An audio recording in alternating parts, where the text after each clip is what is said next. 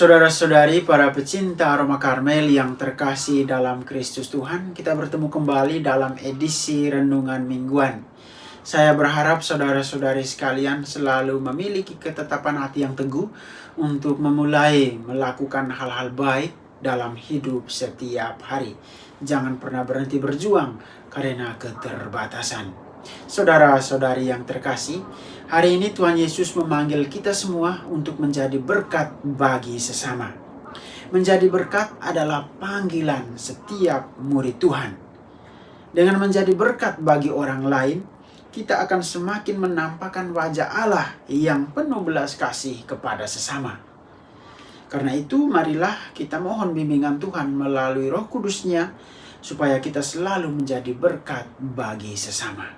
Saudara-saudari yang terkasih, melalui firman-Nya hari ini, Tuhan Yesus meminta para murid-Nya dan juga kita semua supaya memiliki dedikasi dan loyalitas yang lebih besar kepada dirinya daripada kepada sanak saudara dan keluarga. Dalam kasus yang lebih ekstrim, jika harus memilih antara Yesus dan keluarga, Yesus menuntut kita untuk memiliki loyalitas yang mutlak kepada dirinya. Karena itu, saudaraku, ucapan salib dan kehilangan nyawa dalam Injil hari ini mencerminkan nasib Yesus sendiri dan juga para pengikutnya. Saudara-saudari yang terkasih, ada pepatah yang mengatakan demikian. Tidak semua penderitaan adalah salib, tetapi melalui salib semua penderitaan akan ditebus. Di sini kita memahami bahwa ada dua macam salib dalam kehidupan. Yang pertama, salib yang dipikul sebagai konsekuensi dari sikap atau perbuatan buruk, baik dari diri kita sendiri ataupun dari orang lain. Inilah salib yang adil.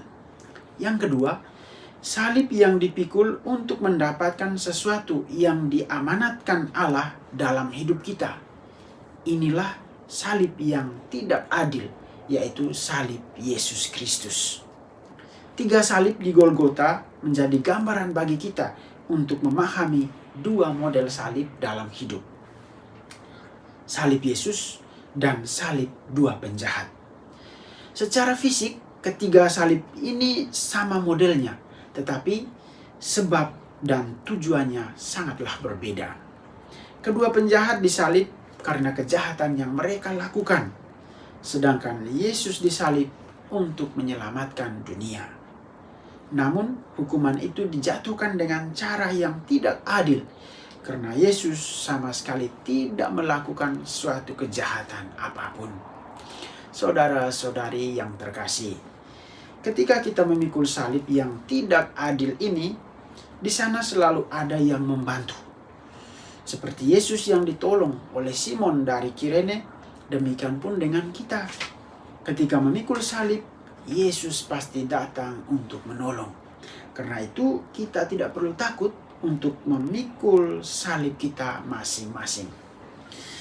Apabila memikul salib terasa begitu berat dan sulit, marilah kita menjadi Simon dari Kirene yang siap untuk membantu sesama yang tengah berjuang untuk memikul salib hidupnya.